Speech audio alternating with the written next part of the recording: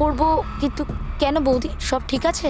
Hello Sarika, আমার কথা শোনো, তুমি টাইম ওয়েস্ট করো না, তুমি নিজের ঘর থেকে বেরো। আমি এই পার্টিতে এখানে শুনেছি তোমার জীবনের ঝুঁকি আছে, কেউ তোমাকে ওখানে মারতে আসছে। সারিকা প্লিজ ঘর থেকে বেরো। কি বলছো তুমি বৌদি? Hello hello. ওই লোকটা যেই হোক ও তোমার লেফট সাইড দিয়ে আসবে, আমিও পুলিশ নিয়ে আসছি ওখানে। প্লিজ প্লিজ তুমি টাইম ওয়েস্ট করো না, ঘর থেকে বেরিয়ে পড়ো। হ্যাঁ হ্যাঁ, কিন্তু বৌদি, হ্যালো।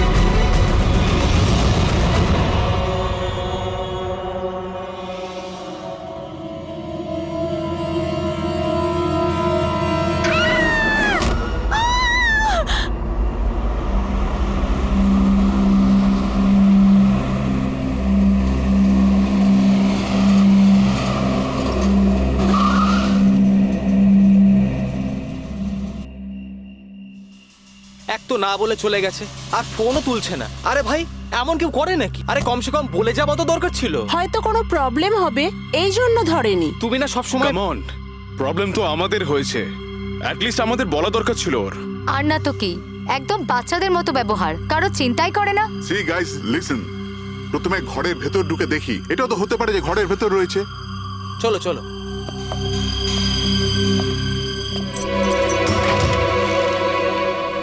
এখানে তো অন্ধকার কেন? আমি আলো জ্বালাচ্ছি।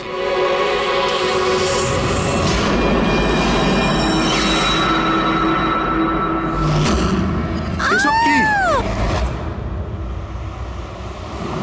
সারিকা, আমার আগে থেকেই মনে হচ্ছিল যে ওই মেয়েটার প্রাণের সংশয় আছে। এই কথাটা আমার হালকাভাবে নেওয়া উচিত হয়নি, ওদের ভরসা করাই উচিত হয়নি। তুমি এত কেন ভয় পাচ্ছ? হয়তো মেয়েটা ঠিকই আছে। তুমি জানো না অভিজিৎ, এই মেয়েটার এমন একটা রোগ আছে যার কারণে যে কোনো সময় ওর জীবন যেতে পারে। কেউ যা খুশি করতে পারে ওর সঙ্গে, কিন্তু ও জানতেই পারবে না। জানতে পারবে না? স্যার, ওকে ঘুমাতে আছে? না, কমায় না, একটা অদ্ভুত রোগ। আমিও এই রোগের ব্যাপারে আগে কখনো শুনিনি। একটা অসুস্থ মেয়েকে তার পরিবারের লোক মারতে কেন চাইবে? যতটা আমি ওদেরকে চিনেছি, আমার মনে হচ্ছে যে ওদের ভাবসাব খুব একটা সুবিধার নয়। সারিকার সঙ্গে আমার কয়েকদিন আগেই দেখা হয়। একদিন আমি অফিস থেকে যখন বাড়ি যাচ্ছিলাম,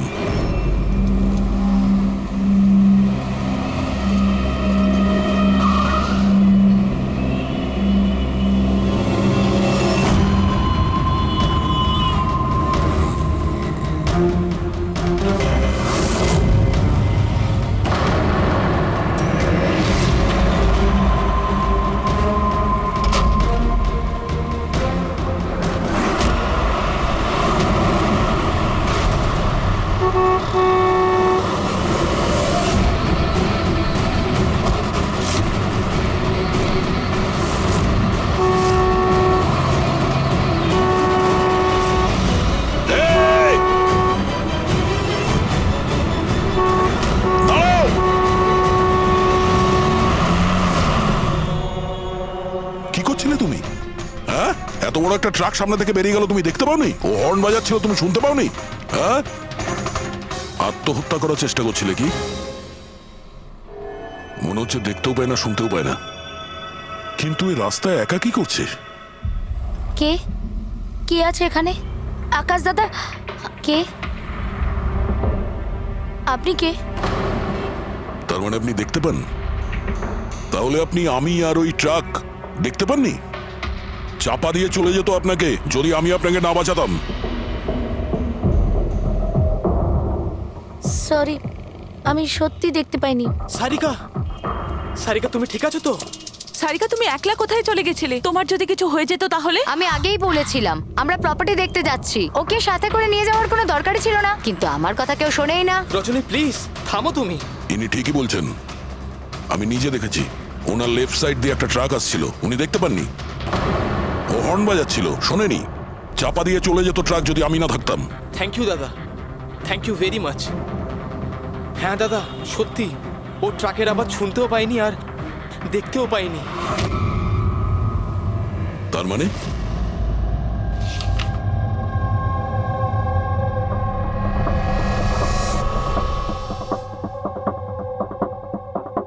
এইসব আপনি মানে আপনার শুধু জিনিস আর সবার এই এই ডান দিকটা নজরে আসে না, শুধু বাঁ দিকটা নজরে আসে। হ্যাঁ স্যার। তার মানে এই মুহূর্তে আমি আপনার সামনে আছি, আপনি আমার অর্ধেকটা দেখতে পাচ্ছেন, আমার এই ডান দিকটা আপনি দেখতে পাচ্ছেন না? না স্যার, দেখতে পাই না। আমার যত কাছে কেউ থাকুক না কেন, যদি সে আমার বাঁ দিকে দাঁড়িয়ে থাকে তাহলে না আমি তাকে শুনতে পাই আর না দেখতে পাই স্যার।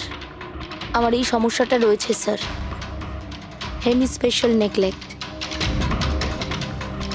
এই রোগের কারণের জন্য স্যার আমার মাথা লেফট সাইড রেজিস্টার করতে পারে না স্যার, শুধুমাত্র ডান দিকটাই বুঝতে পারি আমি স্যার। সেই জন্য আপনি এইসব পেন্টিংস, এই লোকজন, সবার ডান দিকটাই দেখতে পাই আমি স্যার। তাহলে এই এই অসুখের কোনো ট্রিটমেন্ট নিশ্চয়ই আছে। আর আপনারা আপনারা ওনাকে রাস্তায় যেতে দিলেন কি করে? আপনারা তো জানতেন যে ওনার সঙ্গে কি হচ্ছে, তারপরেও যদি কিছু হয়ে যেত ওনার। স্যার আপনি বলুন স্যার, ওর তো নিজের বুদ্ধি ব্যবহার করার দরকার ছিল। ওর কি দরকার ছিল রাস্তায় একা যাবার? আর এ কোনো ছোট বাচ্চা নাকি যে 24 ঘন্টা ওকে নজরে রাখতে হবে? ইনফ্যাক্ট আমরা এর জন্য একটা বেবি সিটার রেখে নিই যে 24 ঘন্টা ওর দিকে নজর রাখবে। এখন এসব বলে কি হবে? হ্যাঁ, ভুল আমাদের হয়েছে, এটা তোমরা মানো আর না মানো আমি মানি। Sir, I am so sorry sir. Sir এই ভুল আর দ্বিতীয়বার আর হবে না। সারিকা আমার ছোট বোন, আর এর খেয়াল রাখা আমার দায়িত্ব স্যার। কারেক্ট। এরপর থেকে এরকম কোনোদিন হবে না। আর তাছাড়া এখন তোমার ওষুধ খাওয়ার সময় হয়েছে না, চল ওষুধ খাবে। স্যার এটা তো খুবই ভয়ঙ্কর রোগ। যদি কেউ ওর লেফট সাইডে সোজাসুজি অ্যাটাক করে তাও ও বুঝতে পারবে না। এক্স্যাক্টলি, এই ব্যাপারটাতেই আমার ভয়। এক তো এই অসুখ, তার উপরে কোটি টাকার সম্পত্তির একলা ওয়ারিশও। সারিকার মা বাবা একটা অ্যাক্সিডেন্টে মারা গেছে, সারিকা বেঁচে গেছে, কিন্তু ওর এই হেমিস্পেশাল নেকলেট অসুখ হয়ে গেছে। ওর আশেপাশেও দেখভাল করার জন্য তো অনেক লোক আছে, কিন্তু তার মধ্যে জানি না কতজন আছে যারা সৎভাবে ওর ওর ভালো চায়। এরকম কেন মনে হচ্ছে তোমার? অভিজিৎ, ওই উইল অনুযায়ী সারিকার পরে পুরো সম্পত্তি এই আত্মীয়দেরই পাওয়ার কথা। আর আমার প্রথম থেকেই এদেরকে খুব একটা ভালো লাগছে না। আর এই কিছুদিন আগে আমি ওর বার্থডে পার্টিতে গেছিলাম। চলো সারিকা, এবার কেকটা কাটো। দাদা আর 2 মিনিট ওয়েট করে যাই, দয়া স্যার হয়তো চলে আসবেন। আমি ওনাকেও ইনভাইট করেছি। অন্তত আমাদেরও বলতে পারতে। আরে কে কি বললো না ভাই? Oh I am so sorry, আসতে একটু দেরি হয়ে গেল। Many many happy returns of the day, happy birthday. I will take it, দাও। আপনি আপনাকে ঠিক চিনতে পারলাম না। আমি বলছি, এ হলো কৃতি। সারিকার মতো পেশেন্টদেরকে হ্যান্ডেল করার জন্য ইনি ট্রেনিং নিয়েছেন, আর আমি ইনাকে 24 ঘন্টা সারিকার সাথে থাকার জন্য অ্যাপয়েন্ট করেছি। আশা করি আপনি সারিকাকে নিয়ে আর চিন্তিত হবেন না। একদম। আর আমাদেরও মনে হয় যে কৃতি থাকলে সারিকা সেফ থাকবে। অ্যাবসলিউটলি। আমারই ভুল হয়েছে, শুধু আমার ভুল। আমার সারিকাকে ওদের ভরসায় ছাড়া উচিত হয়নি। আমার মেরে দিয়েছে হয়তো ওরা ওকে। বাড়ি এসে গেছে।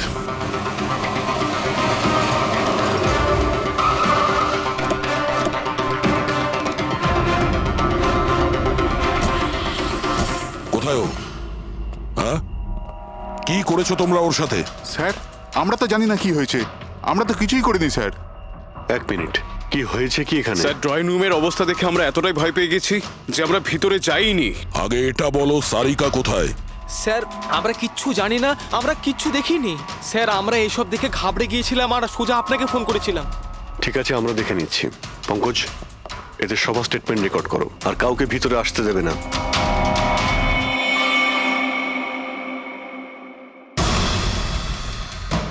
সারিকা, সারিকা, কেউ আছেন এখানে? তো মনে হচ্ছে অনেক কিছুই হয়েছে।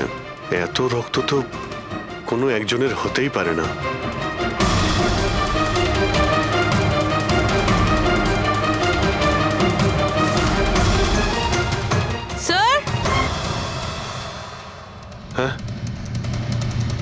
স্যার এই দেখুন, কেউ লুটপাট করার জন্য ঢুকেছিল, কিন্তু টাকা নিয়ে বেরোতে পারেনি। যেই ওকে বাধা দেওয়ার চেষ্টা করেছিল তার উপরেই আক্রমণ করে। স্যার, লাশ! সারিকা?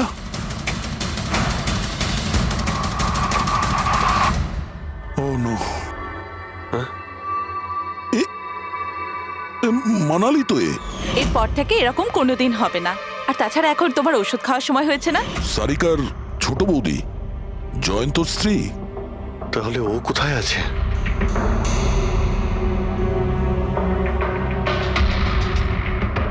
ও নো। দয়া,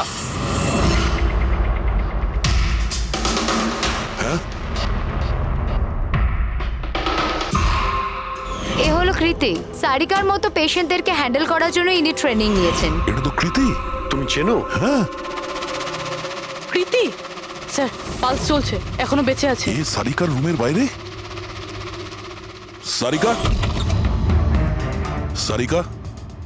ফ্রেডি, এক্ষুনি অ্যাম্বুলেন্সের ব্যবস্থা করো, একে হসপিটালে পাঠাতে হবে। সারিকা? সারিকা?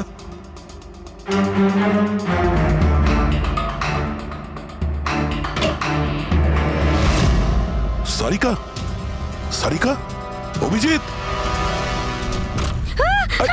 না না না না না, কিছু নেই, কিছু নেই। Relax, আমরা relax. সিআইডি থেকে।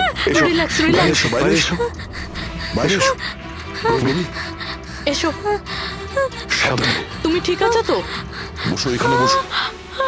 থ্যাংক গড একে পাওয়া গেছে। তুমি ঠিক আছো? সবাইকে মেরে দিয়েছে, সবাইকে মেরে দিয়েছে স্যার। এক মিনিট, এক মিনিট। কে করেছে এসব?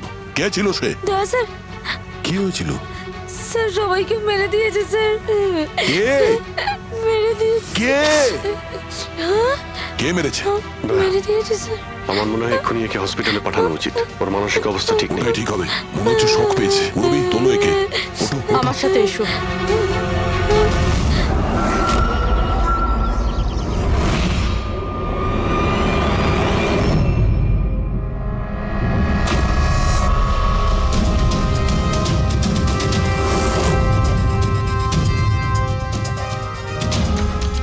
স্যার, আপনি আমাকে ঘরে কেন যেতে দিচ্ছেন না? আমার বউ খুন হয়েছে। স্যার প্লিজ, স্যার প্লিজ, আমি একবার দেখতে চাই, শুধু একবার। মিস্টার জয়ন্ত, আপনার স্ত্রীর খুন হওয়ার জন্য আমরা খুব দুঃখিত, কিন্তু আমরা আপনাদেরকে ভেতরে যেতে দিতে পারি না। 3 জনের উপর হামলা হয়েছে, একজন মারা গেছে, একজন আহত, আর একজন শক পেয়েছে। আর আপনারা বলছেন যে আপনারা কিছুই জানেন না। হ্যাঁ, সত্যি আমরা কিচ্ছু জানি না স্যার। ইনফ্যাক্ট আমরা এখানে কেউ ছিলামই না স্যার। আমরা সবাই নিউ বোম্বেতে ছিলাম একটা পার্টিতে। কোন পার্টি? স্যার একটা ফ্রেন্ডের রিসেপশনের পার্টি। তো আপনারা সবাই ওখানে গিয়েছিলেন তো? মানালি।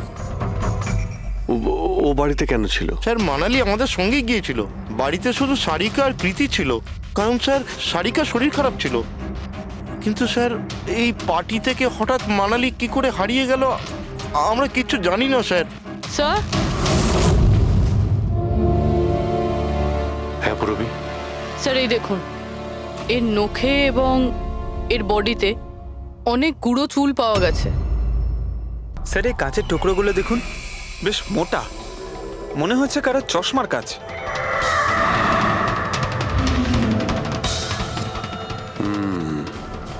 চশমারই মনে হচ্ছে। রেখে দাও সাবধানে। এই টেনে নিয়ে যাওয়ার চিহ্নের সঙ্গে রক্তের ফোঁটা।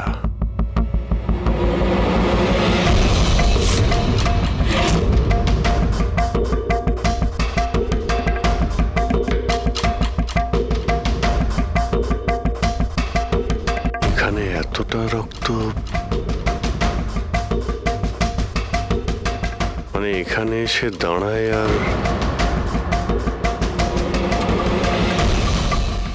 বাইকের চাকার দাগ। কেউ আহত অবস্থায় এখানে আসে আর বাইকে উঠে এখান থেকে বেরিয়ে যায়।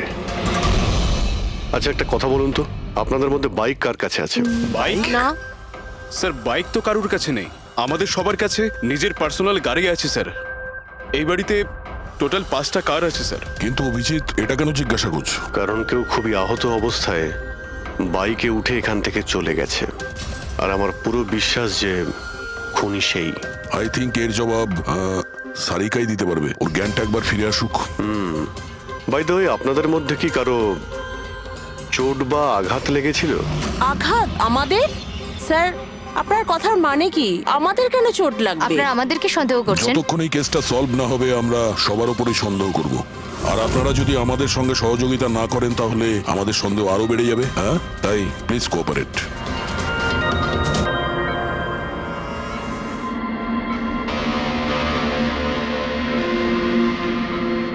সারিকা,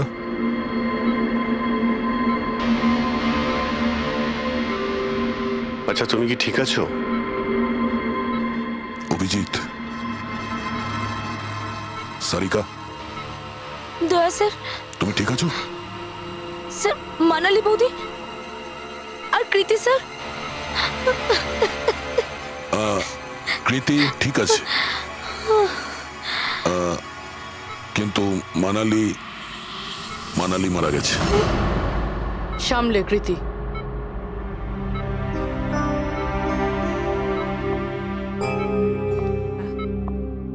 কৃতি, কৃতি, তুমি ঠিক আছো তো? I am so glad you okay. Thank God তুমি ঠিক আছো।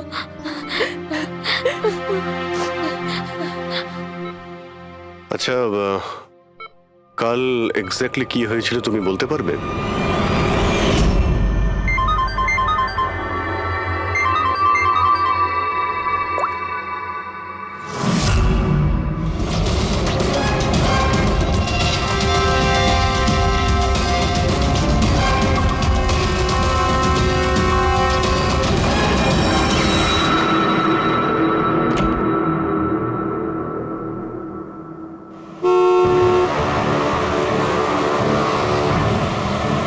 বৌদি,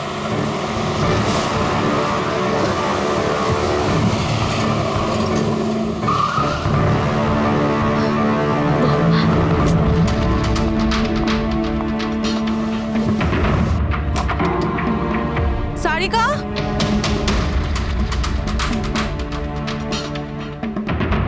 সারিকা, সারিকা কোথায় তুমি? বৌদি, সারিকা, সারিকা,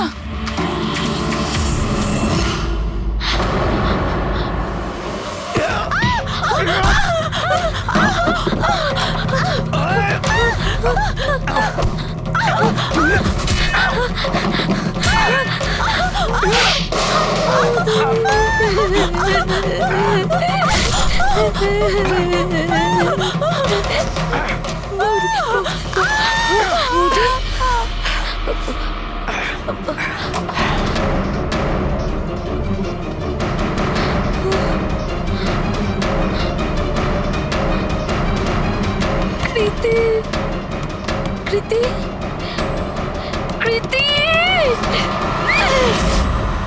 তো তুমি ওনার দরজাতে ধাক্কা দিয়েছিলে। তো কৃতি, আপনি কি দেখেছিলেন? আপনার উপরে আক্রমণ কি করে হলো? সারিকার জোরে চিৎকারের আওয়াজ পেলাম, আমি তখনই ঘর থেকে বাইরে আসি। সারিকা, এইসব কি করে? কৃতি, কৃতি, সারিকা তুমি ঠিক আছো তো? কৃতি, আমি আমি আমার রুমে। কৃতি, আমি এখানে। ওকে ওকে ওকে সারিকা, you don't worry, I am coming. কৃতি সাবধানে, খুনি এখনো বাড়িতেই আছে। খুনি? সারিকা, তুমি ওকে দেখেছো যে কৃতির ওপর হামলা করেছে? হ্যাঁ স্যার, আমি দেখেছিলাম। সারিকা, সারিকা, কৃতি, কৃতি। সারিকা, সেই মুহূর্তে তুমি যা যা দেখেছো সেটা তুমি একটা পেপারের ওপর আঁকতে পারবে? হ্যাঁ স্যার, যখন আমি ওনাকে মানালি বৌদির পেছনে দেখেছিলাম তখন খুব ভয় পেয়ে গেছিলাম। আমি শুধু ওই মুখটার একটা ঝলক দেখতে পেয়েছিলাম স্যার। যখন আমি আবার দেখি তো তখন আমি শুধু হাতটুকু দেখতে পাই। কৃতি আমার দিকে আসছিল আর তারপর পিছন থেকে হাত এলো, ওই হাতটা ওর ওপর হামলা করলো। লোকটা রেনকোট পরেছিল আর গ্লাভস আর একটা বড় চকমকি ঘড়ি, এই যে একেবারে সেরকমই হুবহু যেমনটা আমি দেখতে পেয়েছিলাম।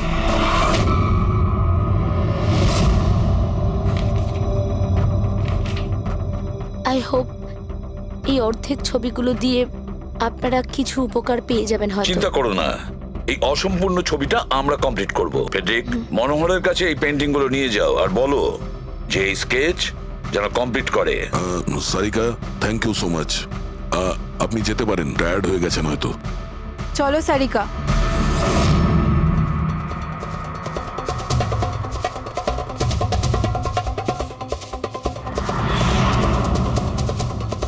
এই লোকটাকে তো আগে কখনো দেখিনি স্যার। হতে পারে শুধু এই কাজের জন্যই হায়ার করা হয়েছিল। আর ঠিক সময়ে মানালি ওর প্ল্যানটা ভেস্তে দিল। খুব মন দিয়ে দেখো এই স্কেচটা। এটা সেই লোকটার ছবি যে মানালিকে খুন করেছিল। আপনারা কি একে কোনোদিন দেখেছেন? আমি তো বুঝতেই পারছি না আমাদের কেন সন্দেহ করা হচ্ছে। এক্স্যাক্টলি, আমরা সবাই সারিকার আপনজন, আর আজ আমরা বিজনেসের সব কাজ ছেড়ে এখানে এসেছি শুধুমাত্র সারিকার জন্য। আর আপনাদের মনে হচ্ছে আমরা ওকে মারতে চাইছি? স্যার যে মারা গেছে ও আমার বউ স্যার, আর সারিকা আমার বোনের মতো। স্যার, আমি যখন খুব ছোট ছিলাম আমার বাবা মা মারা গিয়েছিল। সারিকার বাবা মাই আমাকে আদর যত্ন করে বড় করে তুলেছে। আমি আজ যা কিছু হয়েছি ওনাদের দুজনের জন্যই হয়েছি। আর স্যার, আমি সারিকাকে আমার নিজের প্রাণের চেয়েও বেশি ভালোবাসি। এক্স্যাক্টলি, এক তো আমরা ওর জন্য নার্স রাখলাম আর আপনারা সবাই আমাদেরকেই সন্দেহ করছেন। হ্যাঁ, সন্দেহ করছি তোমাদের সবাইকে। আমি নিজের চোখে দেখেছি কতটা ভালোবাসো তোমরা ওকে। আপনারা সবাই ভালোভাবেই জানেন যদি ওই বেচারির কিছু হয় তাহলে ওর কয়েকশো কোটি টাকার সম্পত্তি। ওকে বাড়িতে রেখে তোমরা সবাই পার্টিতে গিয়েছিলে। ওখানে মালিনী কোনো কথা শুনেছিল যে কোনো খুনি ওকে মারতে চলেছে। মালিনী কাউকে কিছু না বলেই নিজে ওকে সাবধান করে আর চলে যায় সেখানে যেখানে খুনি মানালিকে মেরে ফেলে। আর যদিও পার্টিতে এই কথাটা শুনে থাকে তাহলে আপনাদের মধ্যে কেউ হবে? কেউ না? ঠিক আছে, তোমরা এখন যেতে পারো, কিন্তু একটা কথা ভালো করে মনে রাখবে, আমাদের কড়া নজর থাকবে তোমাদের উপরে। অভিজিৎ, দয়া, ও বলছিল মানালি ওকে ফোন করেছিল যে মানালি পুলিশ নিয়ে ওর বাড়িতে পৌঁছচ্ছে। এক্স্যাক্টলি স্যার, কিন্তু ও না আমাদের সঙ্গে কন্ট্যাক্ট করেছে না পুলিশের সঙ্গে। হতে পারে কেউ ওর পিছু নিয়েছিল, তাই হয়তো ভয় পেয়ে গিয়েছিল। একটা কাজ করি আমরা, পঙ্কজ, পুরবী, ওই পার্টিতে যে কয়জন লোক এসেছিল ওদের প্রত্যেকের নাম আর ফোন নাম্বার বের করো আর খোঁজ নাও ওই রাতে মানালির বাড়ির আশেপাশে ওদের মধ্যে কার ফোন অ্যাক্টিভ ছিল।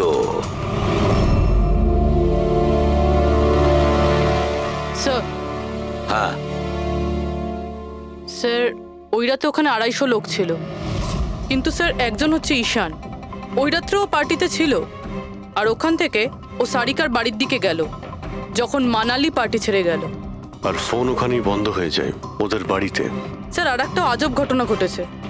মানালি সেই রাতে ওই বাড়িতে ফোন করেইনি, বরং সেখান থেকে ব্যান্ড্রায় গিয়েছিল, কোয়াড্রাম, আর তারপর থেকে ফোনটা সুইচড অফ। মানালির সেল ফোন তোর কাছেই ছিল ওই ক্রাইম সিনে।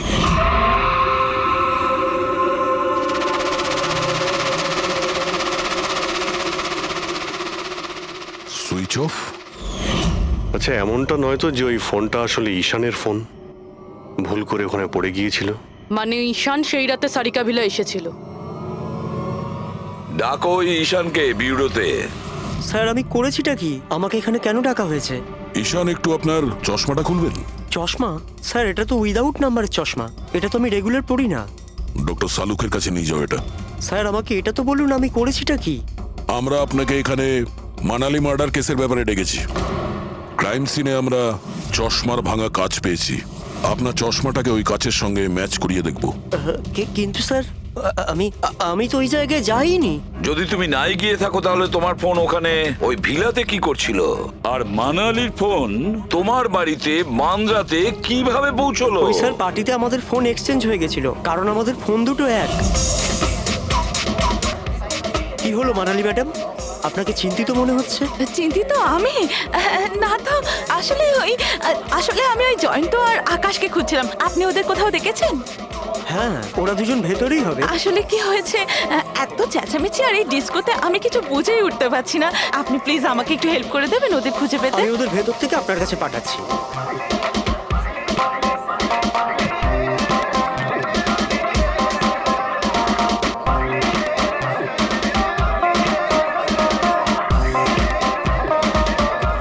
মানালি,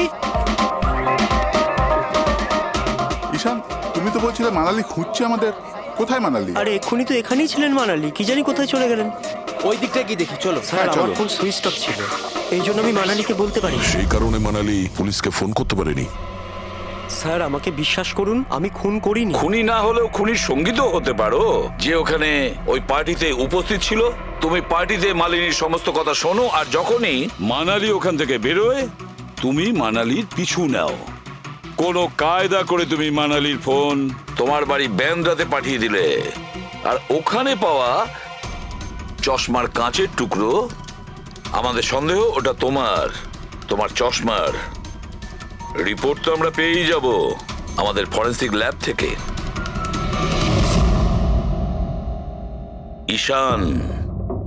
ঈশান শুধু ঈশানের কাছে কোনো কারণ নেই, কিন্তু সবার কাছেই কোনো না কোনো কারণ আছে সারিকাকে মারার জন্য।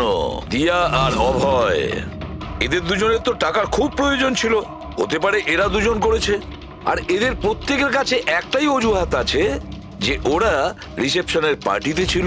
স্যার এরা সবাই ওই রিসেপশন পার্টিতে প্রেজেন্ট ছিল, কিন্তু কোনো একজন খুনিকে ফোন করে সারিকা ভিলায় যেতে বলেছিল লেফট দিয়ে, যাতে সারিকা কিছু বুঝতে না পারে। তারপর সারিকাকে মারবে, কৃতিকে মারবে, আর সবাই ভাববে দেখে যেন মনে হয় চুরি করার উদ্দেশ্যে খুনটা হয়েছে। আর এই সব কিছুই মালিনী শুনে ফেলে। তারপর ননদকে বাঁচানোর জন্য ও বাড়ি ফিরে আসে, কিন্তু ও সেখানে খুন হয়। কিন্তু মারা যাওয়ার আগে ও খুনিকে আহত করেছিল। খুনি যাওয়ার সময় কৃতির উপরে হামলা করে, লুটের মাল আর ননদকে ফেলে তারপরে সে বাইকে করে পালিয়ে যায়। শুধু একবার এই খুনির ব্যাপারে কিছু যদি জানতে পারি না, কিছু, তাহলে ধরে নাও মাস্টার মাইন্ড আমাদের হাতে। স্যার খুনির বাইকের টায়ারের চিহ্ন, আশেপাশে পড়ে থাকা রক্তের ফোঁটা সব চেক করেছি, কিন্তু কিচ্ছু জানতে পারিনি। স্যার মনে হয় যে খুনির কোনো পাস্ট রেকর্ড নেই। এর মানে হলো খুনি কোনো পেশাদার অপরাধী নয়। স্যার মানালির জামা কাপড় থেকে আর নখ থেকে যে চুলগুলো পাওয়া গেছে, সালুমকে স্যার সেটা টেস্ট করছে, হয়তো কিছু পাওয়া যাবে।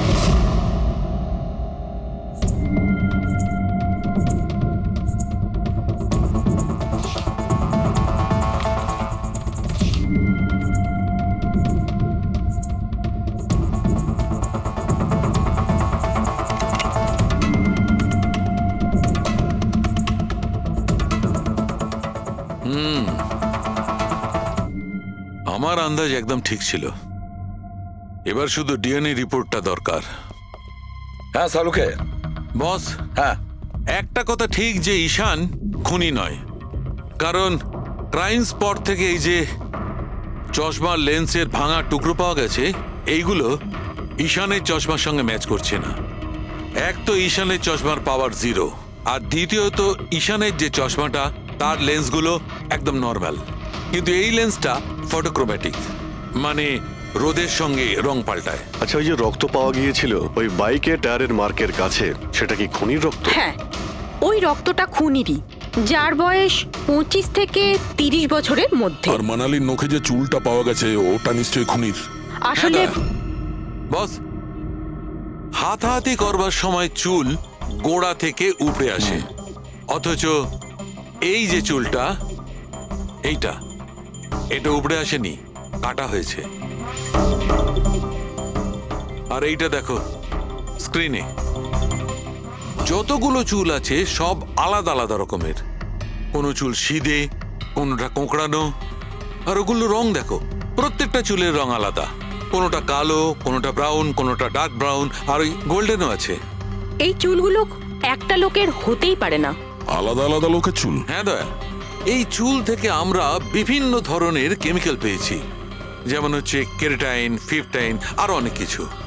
আমার মনে হচ্ছে না যে এই চুলগুলো কোনো একজন লোকের মাথার চুল। Hello? Oh good, very good, thank you very much, good news, bye. DNA টেস্টের রিপোর্ট, এই রিপোর্ট এই বিষয়টা কনফার্ম করছে যে এই যে চুলগুলো সেগুলো কোনো একজন ব্যক্তির চুল নয়। যে লোকটার ড্রেসের ওপর আলাদা আলাদা চুল আছে, আলাদা আলাদা লোকের কাটা চুল, সেই লোক কোনো বড় সেলুনে কাজ করে, হেয়ার স্টাইলিস্টের।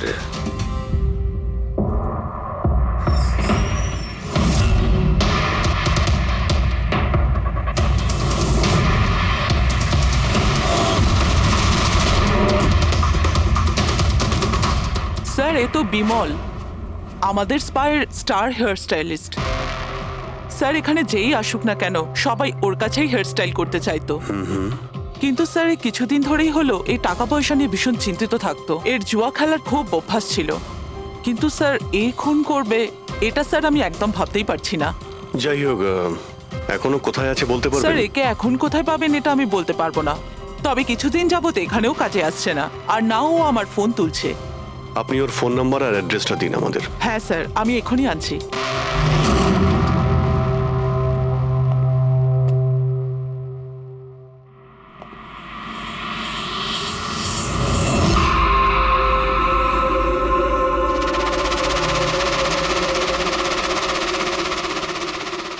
ও নো, এ তো গেছে।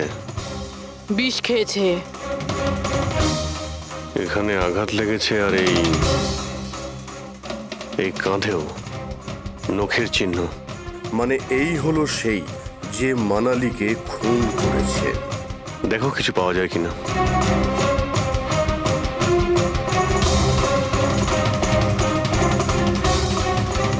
স্যার, হ্যাঁ, আমি বিমলের বাইকটা চেক করলাম স্যার। বাইকটার হ্যান্ডেলে শুকিয়ে যাওয়া রক্ত আর কাঁদালে আই অ্যাম শিওর স্যার এগুলো ওই বাড়িটার ব্যাকইয়ার্ড থেকেই লেগেছে।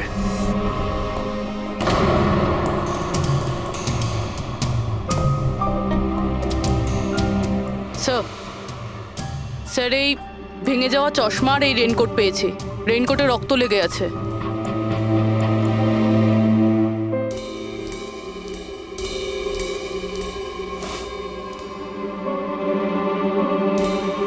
এই দেখতে পাচ্ছ, বাঁ হাতে ঘড়ি। হ্যাঁ, তাহলে স্যার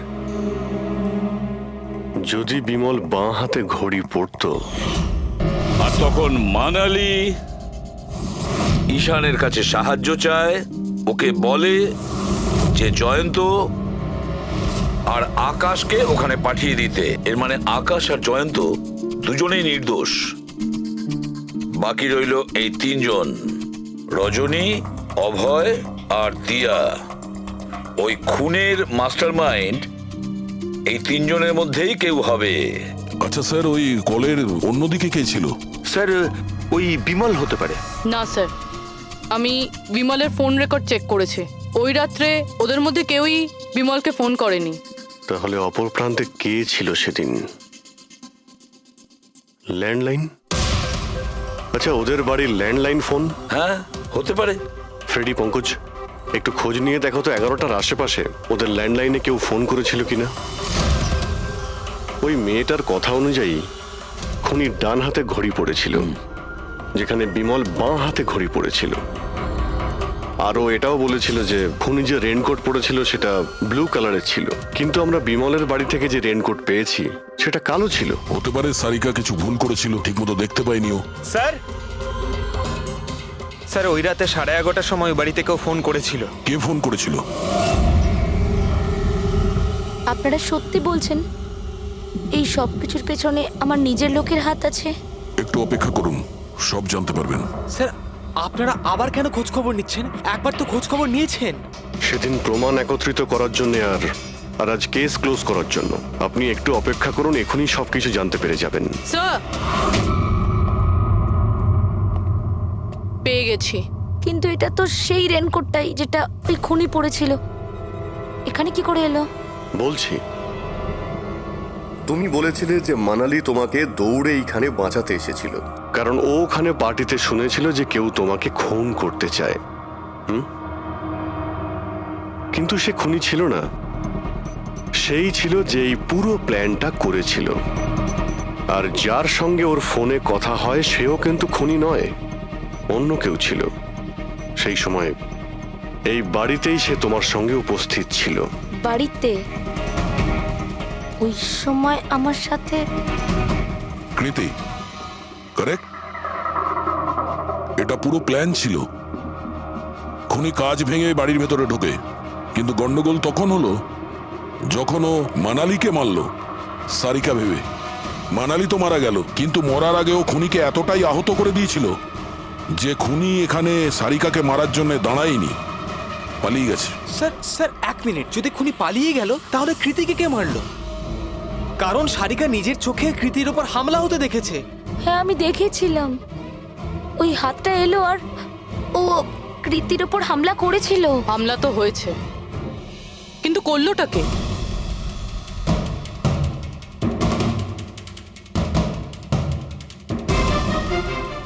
আপনারা সবাই আমাকে এভাবে কেন দেখছেন?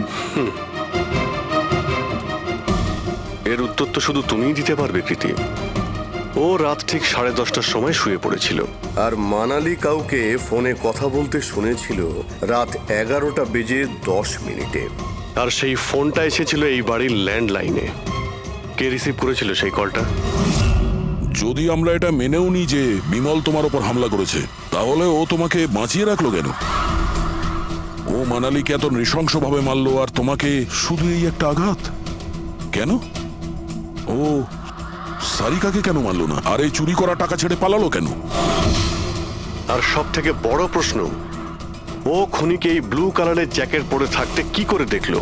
কি করে দেখলো সেই ঘড়িটা যা বিমল লেফট হ্যান্ডে পড়তো, রাইট হ্যান্ডে নয়? বিমলের রেইনকোটের কালার ছিল ব্ল্যাক।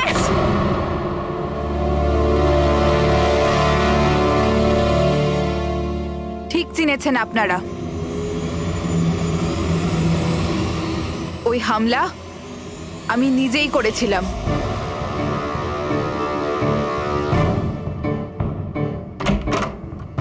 সারিকা, সারিকা কোথায় তুমি? মানালি এখানে এই সময়? Sarika,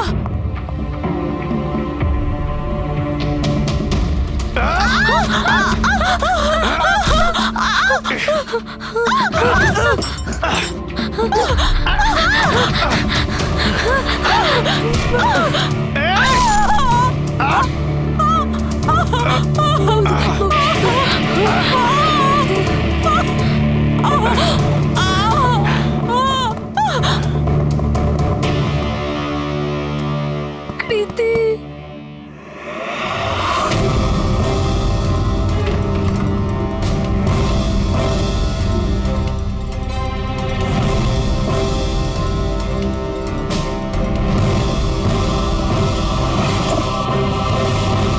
I am coming, Sarika, don't worry.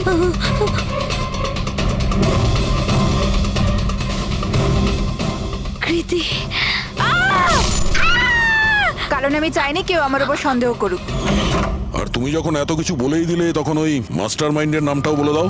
হ্যাঁ, আর তুমি যদি বলো ওর নামটা আমি বলে দিই, যে মানালিকে মেরেছে আর সারিকাকে মারতে পারতো। কি রজনী দেবী? আপনি জানেন আমরা কার কথা বলছি? রজনী, তুমি? হ্যালো, কিলার শার্প 11:30টায় পৌঁছে যাবে। সারিকার খেলা শেষ, যে কোনো মূল্যে করতেই হবে। ওই আমার বাকি টাকাটা? তুমি তোমার পয়সা পেয়ে যাবে। ওকে।